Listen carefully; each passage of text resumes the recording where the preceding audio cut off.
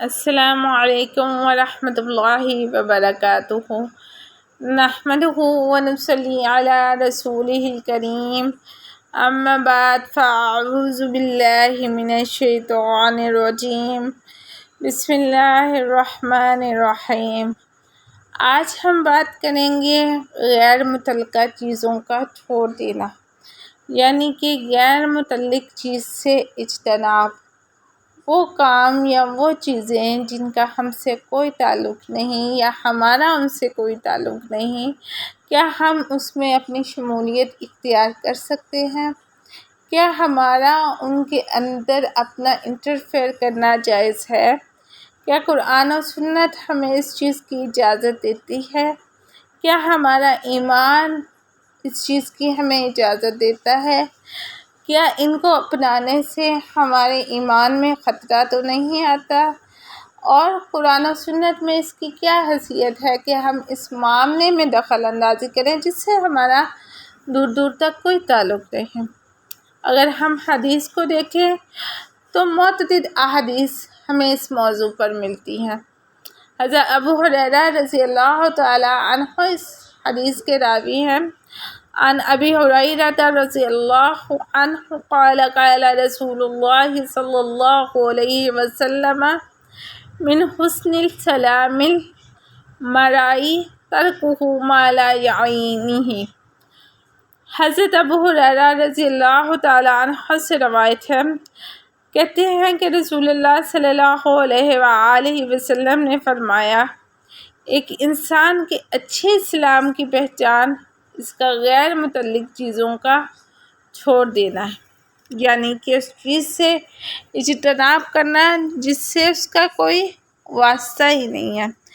حدیث کے الفاظ غور کیجیے گا، من حسن السلام المرء، اسلام کے مکمل ہونے اور اس پر استقامت کی دلیل ہے۔ کیا چیز؟ ترکہ ما لا یعنیہ، جس سے اس کا کوئی تعلق نہیں، جس چیز سے اس کا کوئی واسطہ نہیں، اس کا چھوڑ دینا، یعنی کہ دوسروں کے جھگڑوں میں انٹرفیئرنس نہ کرنا۔ اس موضوع پر اگر ہم احادیث اٹھا کر دیکھیں تو ہمیں بہت سی احادیث مل جائیں گی۔ ایک اور حدیث کا مفہوم یوں ہے، رسول اللہ صلی اللہ علیہ وآلہ وسلم نے فرمایا، ما من شیء اثقل فی المیزان یوم القیامۃ من حسن الخلق۔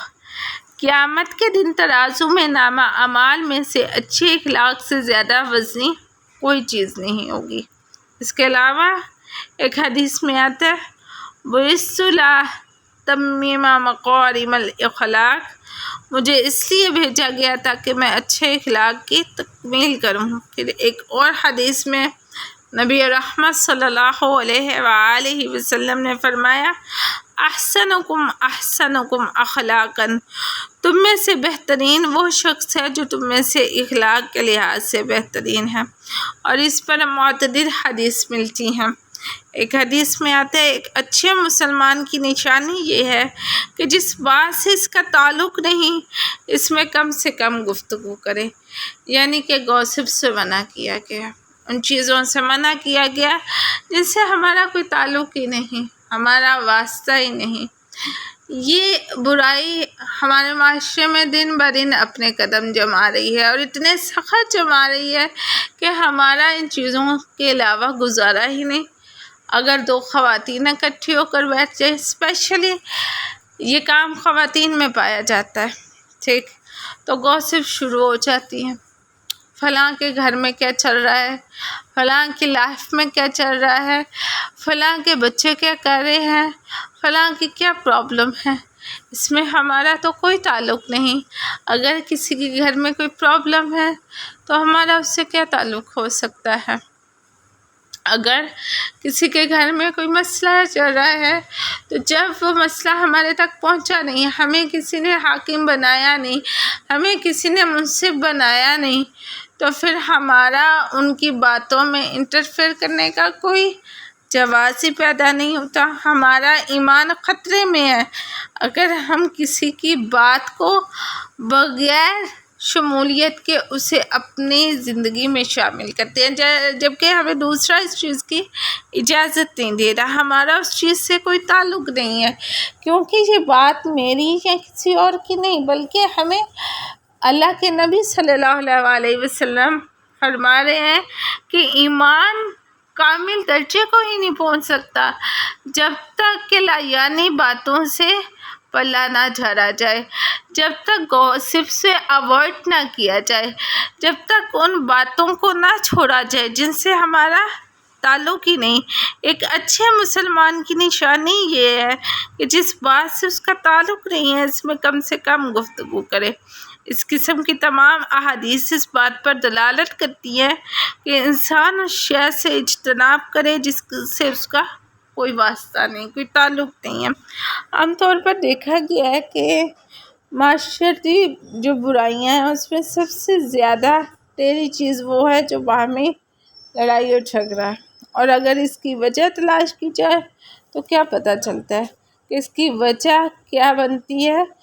دوسروں کے کام میں بےجا انٹرفیئر، دوسروں کی لائف میں بےجا انٹرفیئر۔ ایک اچھے مسلمان کی کوشش یہ ہونی چاہیے کہ وہ غیر متعلقہ اشیاء سے پرہیز کرے اور اس طرح اپنے اسلام کو حسن عطا کرے، ایک مجسمہ حسن کا بنائے تاکہ لوگ اسے خود اپنے معاملات میں منصف بنائیں، نہیں کہ ہر کسی کے معاملہ میں خود بخود جا کر انٹرفیئر کرے اور اپنے وقت اور دوسروں کے وقت کو برباد کرے۔ ایک دفعہ کا ذکر ہے کہ ایک صحابی رضی اللہ تعالیٰ عنہ اس دنیا سے رخصت ہوئے تو ایک آدمی نے کہا تجھے جنت کی خوشخبری ہو، تو رسول اللہ صلی اللہ علیہ وسلم نے سنا تو اس پر ناگواری ظاہر کی۔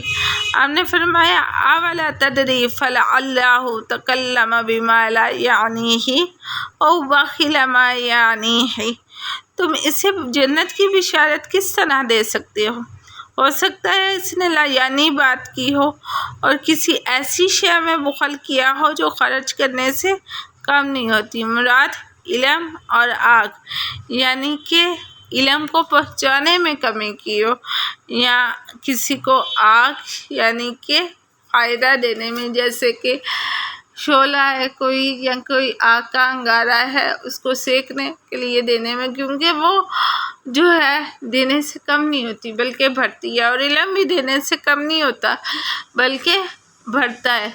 جب انسان پڑھتا ہے تب بات اور ہوتی ہے، جب آگے سے اس کو ڈلیور کرتا ہے تو وہ چیز بڑھتی جاتی ہے، جیسے جیسے وہ بڑھتی ہے انسان کے اپنے علم میں حسن پیدا ہوتا ہے۔ علم کا دوسرے تک ڈلیور کرنا کیا ہے؟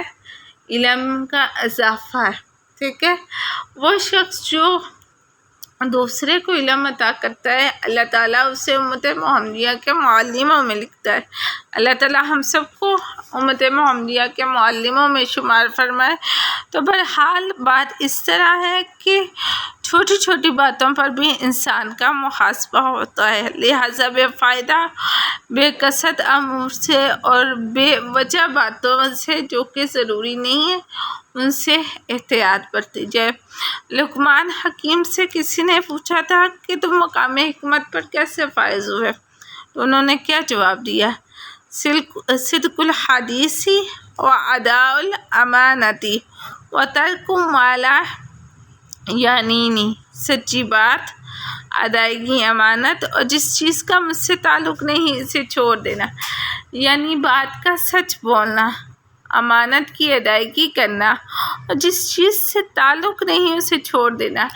اگر آج ہم تاریخ کے اوراق کو کھنگالتے ہیں یا کامیاب ترین لوگوں کو دیکھتے ہیں تو ان میں ہمیں بہت سی ایسی شخصیات نظر آتی ہیں جو بہت کم بولے اور جنہوں نے اپنے جو چیزیں ہیں جو لوگوں پر ڈسکس کرنے سے لوگوں کے معاملات بھی خراب ہوتے ہیں اور اپنے معاملات بھی خراب ہوتے ہیں، اس چیز سے اجتناب کیا۔ بات کی تو دین سے کی، بات کی تو قرآن سے کی، تو ہمیشہ بات اتنی ہی کریں جتنی کہ دوسرے کو سمجھ آئے، اور ہمیشہ ہماری باتوں کے اندر قرآن اور حدیث کا موضوع ضرور ہونا چاہیے۔ اگر ہم وہ ٹائم جو کہ گوسپس میں برباد کر رہے ہیں یا وہ وقت جو کہ لایعنی باتوں میں برباد کر رہے ہیں تو بے شک قیامت کے روز مواخذہ کیا جائے گا، کیونکہ یہ وقت اللہ تعالیٰ کی طرف سے